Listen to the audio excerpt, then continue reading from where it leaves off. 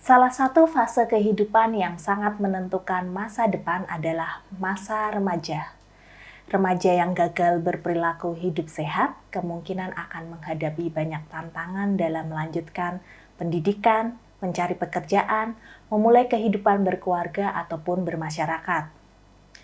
Beberapa contoh perilaku hidup tidak sehat pada remaja adalah seks sebelum menikah, menikah di usia muda, tindakan aborsi, memakai narkotika, dan sebagainya. Informasi mengenai kesehatan reproduksi yang berkualitas, mudah diakses, dan bebas stigma menjadi kebutuhan prioritas agar remaja dapat berperilaku sehat. Remaja membutuhkan informasi dan konseling dari orang-orang yang dipercaya untuk menjadi pendamping atau tempat curhat dalam situasi gamang dan tidak tahu harus berbagi cerita ke siapa. Pendekatan kepada remaja inilah yang dilakukan oleh narasumber kita kali ini. Siapa beliau? Apa saja peran spesifik yang dilakukan dalam memberikan edukasi dan konseling kesehatan reproduksi bagi remaja? Apa tantangan yang dihadapi?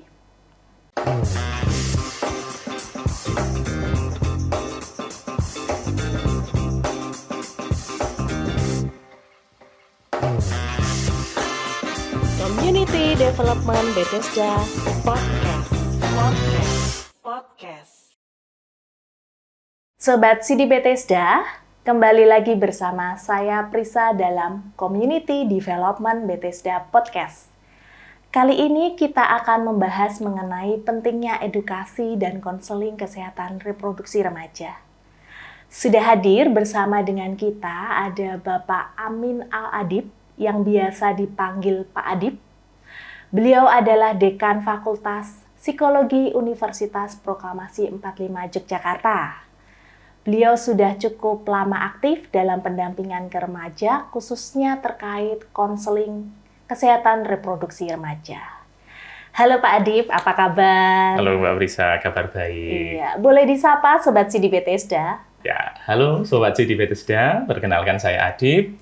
Saya praktis di bidang psikologi, kemudian juga dosen di bidang psikologi yang aktif membersamai remaja-remaja untuk tumbuh, untuk berkembang menjadi pribadi yang lebih baik lagi. Pak Adib ini adalah dosen dan juga concern nih di isu kesehatan reproduksi remaja, begitu.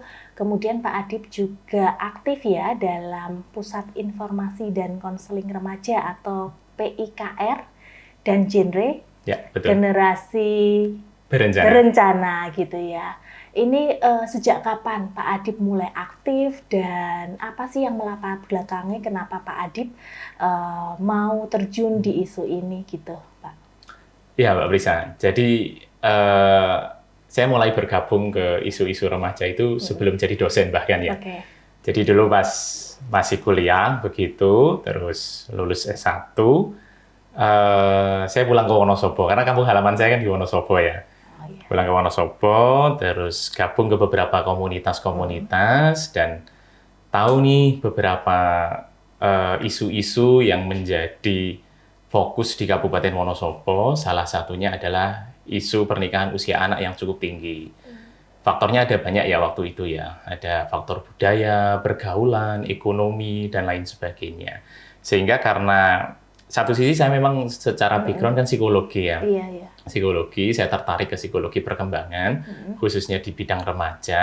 Nah, dari situ kemudian coba nih mempelajari gitu, apa sih permasalahan-permasalahan remaja, khususnya di Kabupaten Wonosobo saat itu yang menjadi concern dan isu begitu. Karena dulu idealis ya, waktu masih baru lulus S1, idealis, kemudian pengen tahu, pengen bermanfaat untuk masyarakat, akhirnya gabunglah dalam satu forum. Kalau dulu namanya belum genre, belum generasi berencana, namanya masih Forum Remaja. Nah, Forum Remaja ini memang di bawah Dinas BKKBN, atau kalau di Wonosobo namanya DP3AP2KB, ya, karena di bawah BKKBN. Terus dari situ berinteraksi dengan remaja-remaja yang aktif di forum, kemudian dapat insight nih, oh ternyata remaja-remaja ini butuh banget pendampingan tidak hanya secara fisik, tetapi juga pendampingan secara psikologis. Begitu, karena mereka merupakan individu yang dalam fase kritis ya, fase kritis yang ini harus dilalui dengan baik sebagai modal untuk dewasanya nanti dia lebih sehat, kemudian lebih bisa menjadi pribadi yang baik lagi. Gitu Mbak Prisa. Berarti berangkat dari keprihatinan ya melihat situasi remaja di Wonosobo yang banyak melakukan pernikahan di usia dini begitu ya, dan kemudian tergerak hatinya untuk ikut bergabung di komunitas-komunitas yang mendukung remaja-remaja ini supaya lebih berkualitas begitu ya. Luar biasa sekali Pak Adip. Kemudian ini Pak Adip, kita penasaran nih peran spesifik Pak Adip sendiri dalam isu kesehatan reproduksi ini apa? Karena tadi sepertinya bergabung, nah itu bisa dijelaskan perannya apa? Gitu, Pak. Ya, awalnya memang saya ingin belajar lebih tepatnya ya. Betul. Saya ingin belajar dengan teman-teman karena baru lulus kuliah saat itu, baru tahu tentang teori.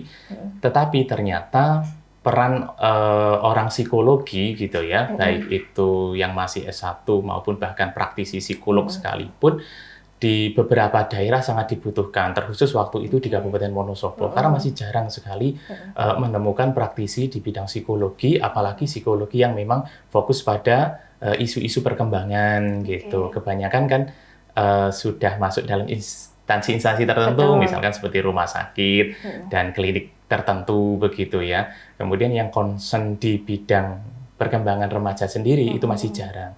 Nah dari situ kemudian saya diberi harapan ya, diberi tugas untuk mendampingi remaja-remaja di Kabupaten Wonosobo khususnya dalam forum remaja. Nah, pendampingannya berupa pendampingan yang sifatnya adalah psikologis, kayak misalkan bagaimana sih mereka memahami diri tentang who am I gitu, menjawab pertanyaan konsep siapa diri saya, gitu betul, ya. Konsep diri, kemudian hal-hal yang memang harus mereka adaptasi berkaitan dengan perkembangan di fase remaja. Karena kan selama ini kita fokusnya perkembangan remaja atau pubertas selalu pada hal-hal yang sifatnya adalah fisiologis.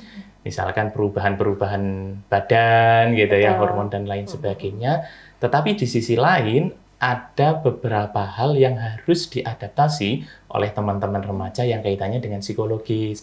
Nah, di sini belum ada nih tokoh yang memang ataupun seseorang yang berperan di bidang psikologis itu, sehingga waktu itu ya dengan kepercayaan diri yang minim sebenarnya begitu, terus dilibatkan menjadi pembina untuk remaja-remaja. Meskipun saat itu saya masih berusia 21-22 tahun ya, masih di fase remaja juga gitu ya, sebenarnya ya. Tapi harus mendampingi. Ya, karena itu tadi background di bidang psikologi, tetapi dari situ kemudian justru malah tambah belajar gitu ya, karena dibutuhkan begitu, juga didukung oleh institusi, oleh dinas begitu, sehingga ya dalam proses pembelajarannya malah lebih luas lagi begitu. Iya, jadi memang background dari Pak Adip sendiri psikologis, kemudian dari potensi itu kemudian Pak Adip bisa mendampingi ke ranah psikologisnya. Ya, gitu ya, pendampingan di bidang psikologisnya. Iya, betul.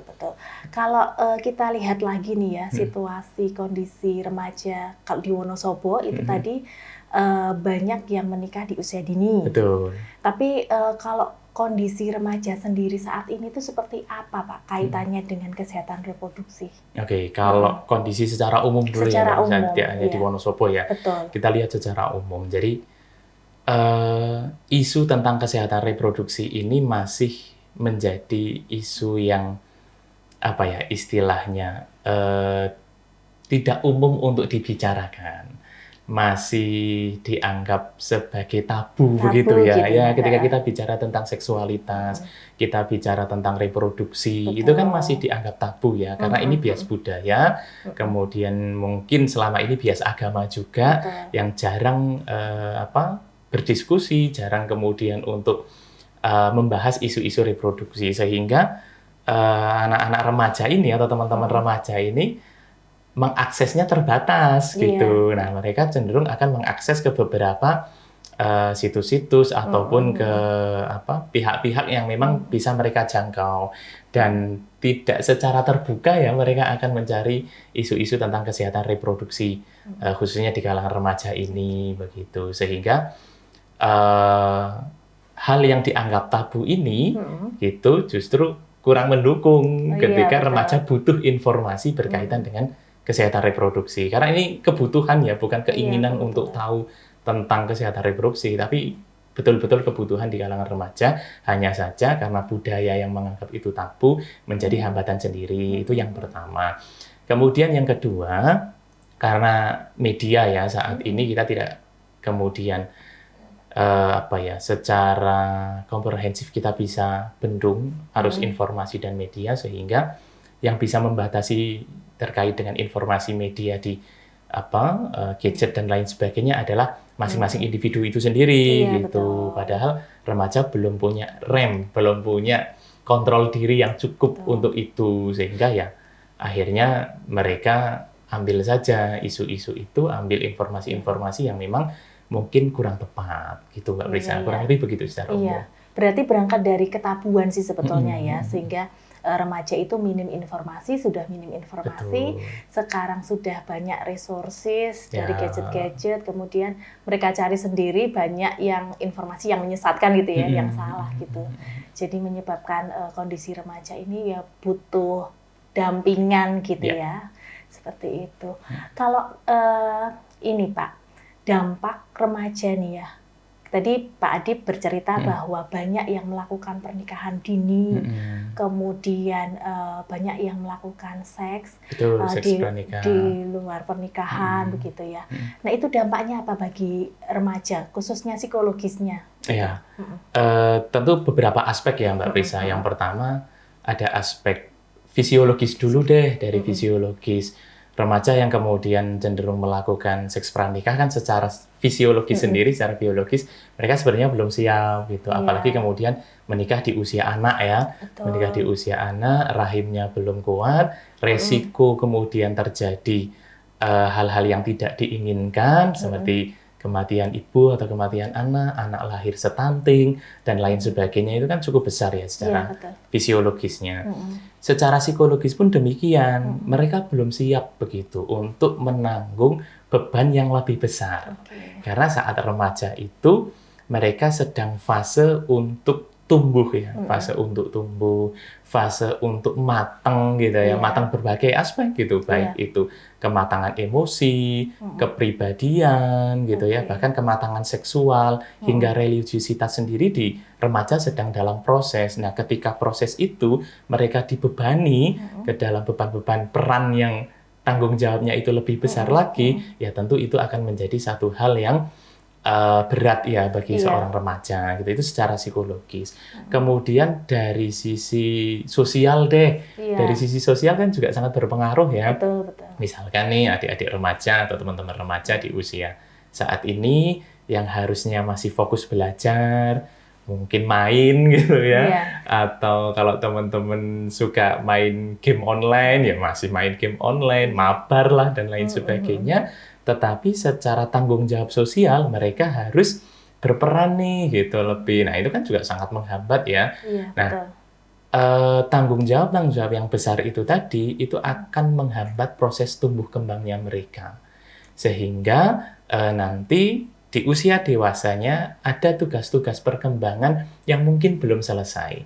Nah tugas perkembangan itu ketika di usia dewasa nanti dia harus mengulang lagi nih. Yang terjadi secara gampangnya misalkan ya, ada yang sudah dewasa tapi secara sikap, secara sifat, emosi masih anak-anak gitu ya, masih remaja dan lain sebagainya. Belum lagi nanti kalau misal punya anak. Punya anak ini kan terkait dengan pola asuh tidak hanya berkaitan dengan pengetahuan, tetapi bagaimana seorang ibu atau bapak begitu ya, harus mampu mengontrol emosinya, harus memenuhi cinta kasih sayang kepada anaknya. Bagaimana ego-egonya mereka harus dikesampingkan untuk ego bersama. Itu kan hal yang harus dimiliki oleh orang yang sudah melalui fase itu gitu loh. Betul. Nah, ketika fase itu masih berkembang, harus dituntut itu, nampaknya menjadi tantangan tersendiri. Jadi harus matang secara psikologisnya gitu ya. supaya betul. dapat melakukan peran-peran sebagai orang tua nantinya Ya, gitu ya. karena berperan sebagai orang tua maupun pasangan itu sendiri kan berat ya, Mbak Risa. Berat ya. Baik itu misalkan dari sisi ekonomi deh, dari Iya, sisi sisi ekonomi. ekonomi. Remaja masih ingin jalan-jalan, masih ingin beli sesuatu, gitu kan, masih ingin tampil eksis Iya, gitu ya, yang iya. itu membutuhkan finansial secara ekonomi. Tapi satu sisi lain, ego mereka harus dikesampingkan untuk kebutuhan keluarga. Ini kan sesuatu hal yang tidak mudah untuk mereka lalui. Begitu ya Pak Adib ya, ternyata banyak sekali dampak-dampak yang dialami oleh remaja Tuh. karena berperilaku tidak sehat gitu Ya. ya. Kemudian Pak Adib ini kan sering ya melakukan edukasi gitu ya. Cukup Iya. cukup sering. Cukup sering berinteraksi juga. Nah, Iya. metode apa yang paling efektif ini untuk mendekati remaja-remaja tersebut dalam kaitannya melakukan edukasi gitu? Oke. Remaja itu unik ya, Mbak Brisa ya. Unik, Kalau bagi ya. saya remaja itu unik. Itu sebabnya kemudian saya tertarik di menekuni isu-isu kaitannya dengan psikologi remaja. Yang pertama ada beberapa hal, Mbak Brisa. Yang pertama adalah tentu kita bisa melakukan edukasi secara formal. Secara formal ini bisa melibatkan berbagai institusi. Baik itu kemudian sekolah, institusi masyarakat misalkan ya, ataupun organisasi-organisasi tertentu. Tetapi di sisi formal kita juga harus melakukan pendekatan-pendekatan yang sifatnya informal. Nah, karena remaja ini kan tidak atau cenderung kurang suka dengan edukasi-edukasi yang sifatnya formal, itu kemudian kita harus melakukan dengan informal gitu. Iya. Yang terlebih lagi adalah memberikan peran sih Mbak Prisa. Remaja itu kalau hanya diberikan edukasi, pemahaman, ya sudah, sampainya hanya di kognitif saja. Padahal pengetahuan itu belum tentu nanti akan selaras dengan perilaku. Iya. Sikap dan perilaku itu kan kadang selaras, kadang enggak. Misal contoh deh, kita paham membuang sampah sembarangan itu tidak baik. Iya. Tidak boleh, gitu kan? Iya. Sikap kita terhadap kebersihan juga meyakini bahwa sebagai umat beragama ya, kebersihan adalah sebagian dari iman, misalkan gitu. Secara kognitif kita paham, tetapi kan seringkali dalam perilakunya kita masih membuang sampah sembarangan, gitu. Kita tidak mengelola itu dengan baik. Itu kan ada istilahnya disonansi kognitif, ketidakselarasan antara pengetahuan dengan perilaku kita. Nah, kalau dalam remaja, yang ingin kita capai outputnya kan adalah perilaku, gitu. Sehingga mereka harus dikasih peran, gitu. Kalau hanya dikasih edukasi, kasih sosialisasi, ya sudah, mental hanya ada di kognitifnya mereka. Betul. Tetapi ketika mereka dikasih peran itu terserah ya, dalam artian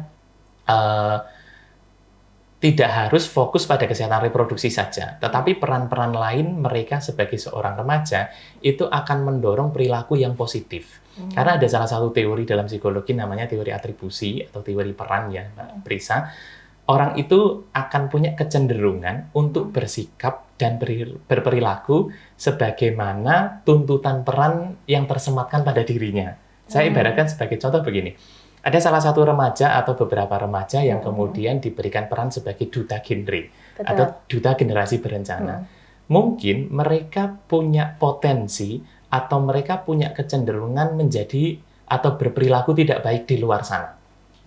Tetapi karena ada peran yang disematkan kepada mereka, ada harapan sosial bahwa nggak mungkin dong duta genre kok berperilaku tidak sehat secara reproduksi, misalkan begitu. Nah, itu akan membuat mereka ngerem perilaku itu karena ada tuntutan secara sosial yang disematkan terhadap atribusi dirinya, yaitu sebagai duta genre. Maka tadi, fungsi peran dalam remaja itu penting. Selain itu, dalam fase perkembangan remaja kan memang mereka sedang mencari peran ya. Mereka mencari jati diri. Sehingga dalam proses mencari, perbanyaklah berikan peran kepada remaja. Iya. Luar biasa sekali berarti ya metode yang digunakan. Oke, kemudian tadi ya kita tadi dengar ada tantangan ya. Tantangan dari si remaja sendiri bahwa kalau diberikan edukasi selalu nyantelnya tuh di kognitif saja gitu, tidak ke perilaku. Mungkin ada tantangan-tantangan lainnya terkait dengan pemberian edukasi kepada remaja. Apa sih tantangannya? Ya, kalau yang sekarang yang kami rasakan Mbak Prisa, itu kaitannya dengan sikap apatis remaja. Oke. Jadi ini yang kami hadapi ya, beberapa Iya, iya. remaja. Kita tidak bicara secara keseluruhan, tetapi ada sebagian remaja yang apatis terhadap isu-isu Oke. tentang kesehatan reproduksi. Menganggap nggak penting gitu ya. Ya, menganggap nggak penting, kemudian apa sih itu, aku udah tahu, dan lain sebagainya, begitu. Itu yang tantangan lainnya. Kemudian, dukungan dari beberapa stakeholder juga ternyata menjadi tantangan tersendiri, gitu. Ada beberapa kalangan yang masih menganggap bahwa edukasi terkait dengan kesehatan reproduksi itu nggak penting, gitu. Itu nggak dibutuhkan, secara alamiah mereka paham kok, gitu. Iya. Ya nggak perlu kita kemudian memberikan hal-hal semacam itu. Justru kalau nanti diberikan, mereka akan melakukan tindakan-tindakan Betul. yang menjurus ke situ, Iya, gitu. karena Nah, ini diajarin gitu lebih pinter gitu ya. itu yang kemudian terjadi di beberapa kalangan begitu. Padahal sesuatu yang ditabukan itu justru akan membuat orang semakin ingin tahu. Gitu. Betul, betul. Nah, kalau kita mentabukan kesehatan reproduksi, ya ketika mereka mencari tahu pada situs-situs yang memang bisa diakses dengan baik ya, Betul. atau itu memang situs yang resmi. Tapi kan jarang kemudian remaja yang membuka ya, misalkan BKKBN membuat edukasi di websitenya, terus remaja akan membuka BKKBN gitu berkaitan dengan kesehatan reproduksi, namanya jarang sekali ya remaja yang akan melakukan itu.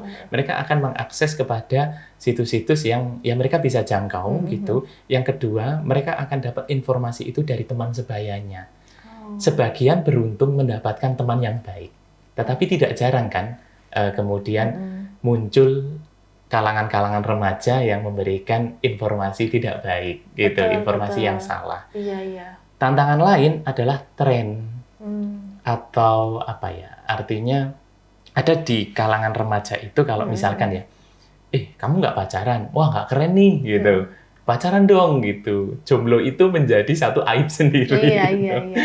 Padahal ya single ataupun jomblo kan tetap keren juga ya gitu. Satu sisi lain kalau udah pacaran, nanti ketika mereka 1-2 kali melakukan hal-hal yang seharusnya tidak mereka lakukan, secara hati nurani kan sebenarnya mereka punya kecenderungan untuk tidak melakukan itu ya. Tetapi saat ada dorongan dan mereka melakukan itu, ada sisi kebingungan nih dari hati nurani, nggak boleh, nggak baik, tapi dorongan untuk melakukan itu ada, terus mereka dapat penguatan dari teman-temannya. Apa kamu cuma pegangan tangan gitu? Pegangan tangan itu biasa aja gitu. Terus cium pipi kanan, cium pipi kiri misalkan. Oh itu hal yang biasa bagi seorang remaja pacaran dan sebagainya. Nah, akhirnya mereka menganggap bahwa perilaku-perilaku seperti itu menjadi perilaku yang wajar, yang tidak hanya dilakukan oleh mereka, tapi dilakukan oleh teman-temannya juga. Dan ketika dilakukan oleh secara umum, kan akan menjadi suatu yang dianggap benar ya. Gitu. Mayoritas perilaku-perilaku secara umum kan akan dianggap sebagai suatu kebenaran yang sebenarnya itu tetap salah. Nah, remaja akan cenderung melakukan itu dengan dalih bahwa yang lain juga sama kok melakukan itu. Itu biasa hal aja yang wajar, kok, iya, biasa gitu. aja gitu kan. Nah, itu tantangan tersendiri sih Mbak Prisa di kalangan remaja. Iya, betul. Banyak sekali sih tantangan yang dihadapi remaja ya kaitannya dengan kesehatan reproduksi. Kalau ini Pak, dalam implementasi program kan kita selalu mengukur ya. Nah, kalau mengukur tingkat keberhasilan program di remaja itu seperti apa? Terus contohnya keberhasilan seperti apa, Pak? Oke. Gitu ya. Untuk mengukur suatu metode bisa signifikan atau tidak ya, misalnya apakah kemudian ada perubahan atau tidak, secara metode kita bisa menggunakan 2 cara. Yang pertama ada pendekatan kuantitatif. Kita bisa lihat cek angka deh. Dari dinas kan selalu merilis setiap tahun ya, pernikahan usia anak itu berapa, ada berapa banyak dispensasi pernikahan gitu. Itu kan menjadi tolak ukur kita ya. Kita sudah nih banyak melakukan edukasi-edukasi, kita sudah banyak melakukan sosialisasi, memberikan peran kepada remaja, tetapi ternyata pernikahan usia anak masih tinggi gitu. Permintaan untuk tadi misalkan ya kaitannya dengan dispensasi pernikahan semakin banyak nih. Nah, ini harus kita evaluasi. Apa sih yang salah? Kita cari faktor-faktornya. Iya. Kalau dulu faktor pernikahan usia anak itu lebih banyak karena budaya dan ekonomi, mungkin sekarang lebih ke pergaulan. Nah, faktor itu yang kemudian nanti kita evaluasi dalam peran kita selanjutnya. Itu secara kuantitatif ya. Kalau secara kualitatif, kita bisa cek kualitas remaja-remaja yang terlibat di dalam kegiatan seperti apa. Saya sendiri kenapa seneng gitu ya membersamai remaja, karena ada perasaan apa ya yang tidak bisa digambarkan, Mbak Brisa. Tentu perasaan positif ya. Ketika kita bisa membersamai remaja-remaja ini tumbuh dan melihat mereka sukses melalui fase remaja. Mereka menjadi dewasa awal yang baik, yang positif, yang siap menghadapi tantangan-tantangan selanjutnya. Saya sering sekali ketemu ya dengan remaja-remaja yang dulu masuk dalam forum kami begitu. Terus sudah lulus gitu ya, sudah bekerja ataupun sudah lulus kuliah dan lain sebagainya. Mereka berperan lebih gitu ya. Bahkan mereka bisa menjadi agen lagi gitu ya. Mereka meneruskan apa yang betul gitu. Nah, ini kan menjadi perasaan yang senang, perasaan bangga tersendiri ketika melihat remaja-remaja yang kita bersamai ya bisa lolos ke fase selanjutnya kan gitu Mbak Brisa. Kebutuhan remaja itu kan ada dua paling tidak ya. Yang satu adalah penerimaan tanpa syarat, yang kedua adalah penghargaan diri. Dua hal itu ketika remaja mendapatkan dari berbagai lingkungan ataupun orang tua, maka remaja ini akan berpotensi menjadi pribadi yang baik suatu saat nanti. Mereka itu ingin diterima tanpa syarat, remaja itu, atau unconditioning positive regard. Jadi cinta tak bersyarat gitu ya. Di remaja itu cinta tak bersyarat. Mereka diterima tanpa syarat, mereka bisa dihargai gitu. Nah, sebagian remaja itu mendapatkan itu dalam keluarga. Sebagian lain tidak, karena satu dua hal. Yang tidak ini maka akan mencari keluar, baik itu di lingkungan masyarakat, sekolah, atau pertemanan gitu ya. Nah, sebagian akan mendapatkan pertemanan yang menjadi support system bagi dia, memenuhi dua kebutuhan tadi, yaitu kebutuhan akan penerimaan, yang kedua kebutuhan akan penghargaan. Tetapi sebagian yang lain tidak beruntung mendapatkan itu. Di keluarga dia tidak dapatkan, di masyarakat juga tidak, di lingkungan sekolah apalagi gitu ya, dicap, distigma menjadi remaja yang nakal. Di pertemanan, mereka juga tidak dapatkan pertemanan yang menjadi support system. Akhirnya mereka akan tumbuh ya menjadi remaja yang kosong. Kosong akan apa? Kosong akan perhatian, kosong akan penerimaan. Gitu. Maka kecenderungannya ya kita bisa tebak mereka akan tumbuh menjadi pribadi yang seperti apa. Begitu Mbak Prisa.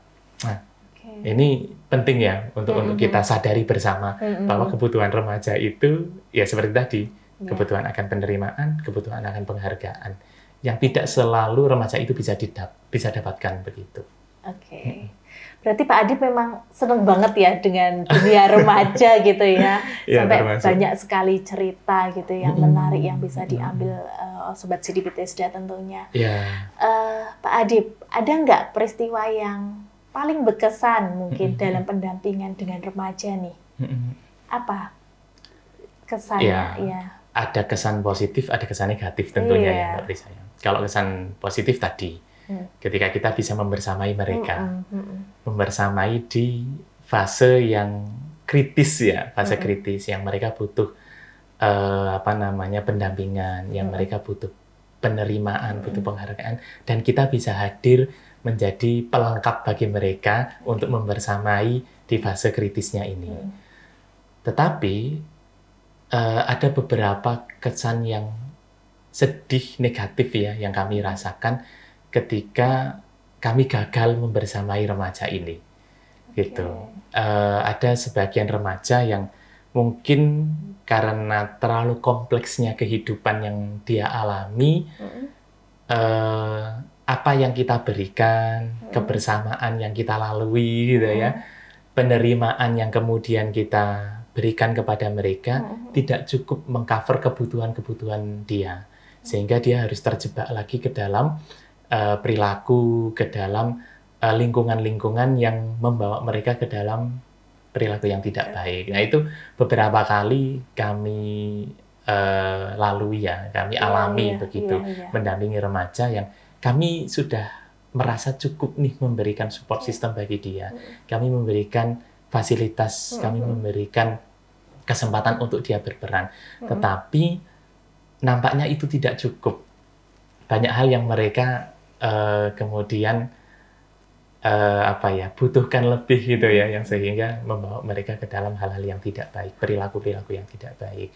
Ya, hamil di luar nikah, seks, kemudian seks pranikah dan lain sebagainya, itu yang kemudian membuat kesan negatif ya, atau kesan yang sedih, yang kecewa dari kami begitu, Pak Prisa. Iya. Jadi memang ada yang berhasil dan juga ada yang gagal juga ya, beberapa gitu. Banyak yang berhasil atau banyak yang gagal? Ya, kalau kita bicara, alhamdulillah lebih banyak yang berhasil ya. Tetapi yang kami jangkau yang tidak itu kan kemudian membuat kita lebih... Dan itu di luar jangkauan ya. Di luar jangkauan, betul. Iya.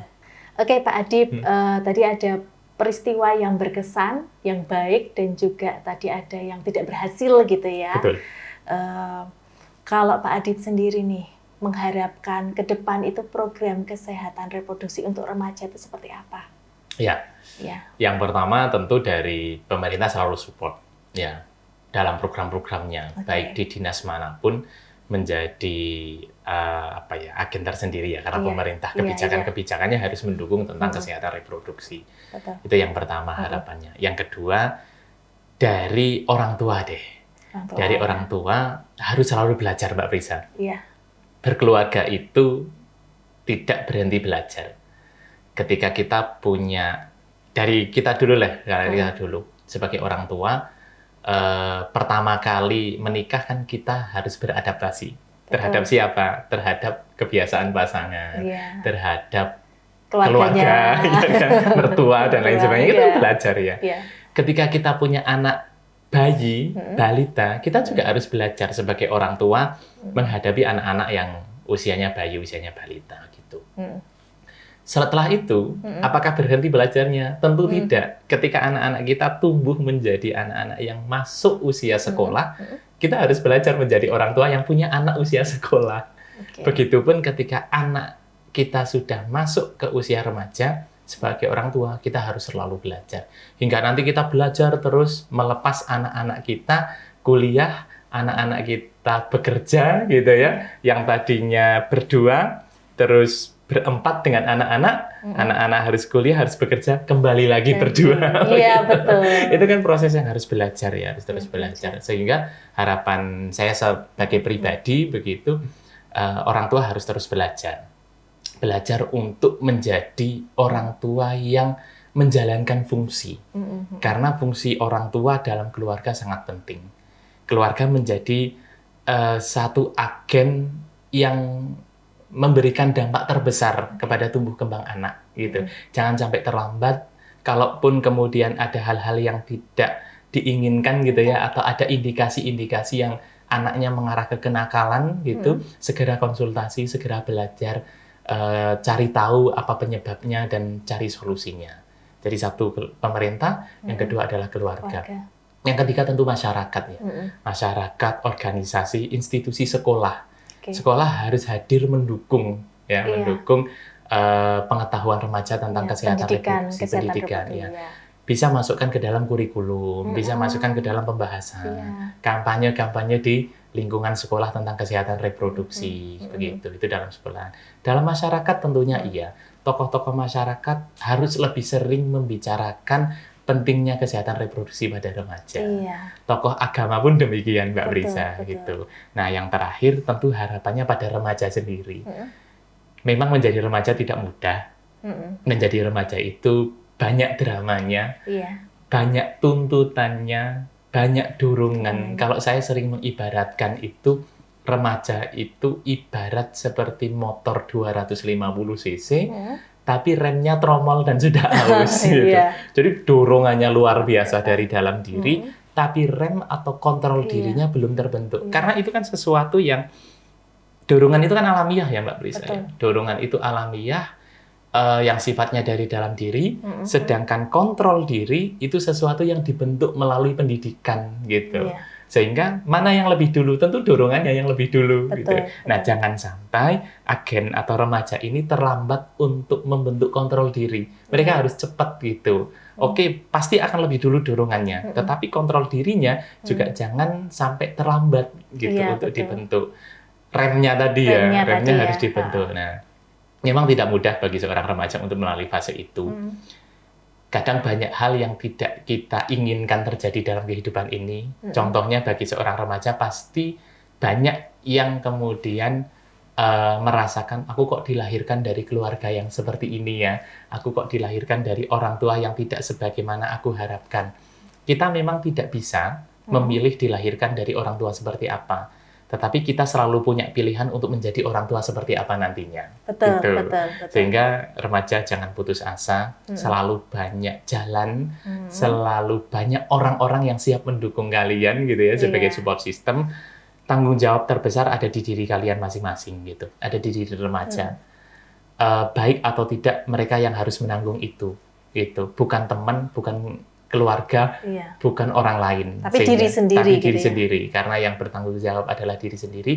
Ya, jalankan, arahkan diri kita, diri remaja masing-masing ke hal-hal yang lebih baik. Dan kunci remaja adalah berperan, Mbak Prisa. Iya, berperan. Sibukkan, Diberi wadah betul. gitu ya.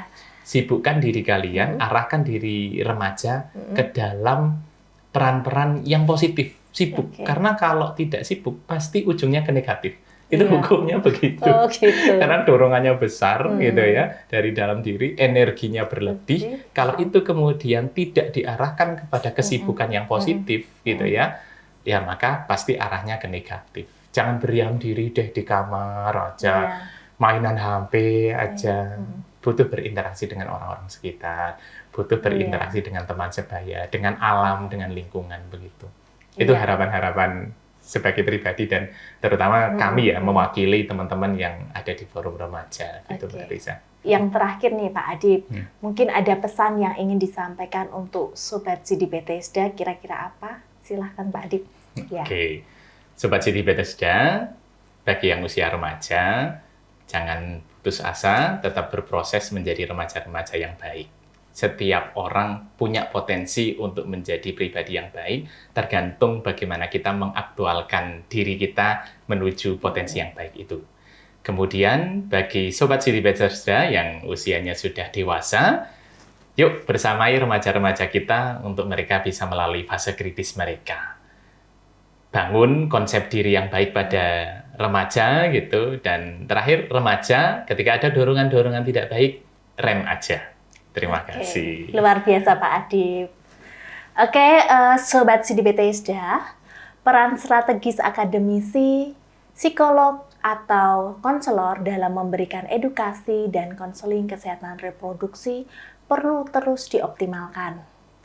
Edukasi dan konseling kesehatan reproduksi bertujuan membantu remaja dalam memahami, mengelola, dan mengoptimalkan fase perkembangan reproduksi mereka untuk mencapai masa depan yang lebih baik.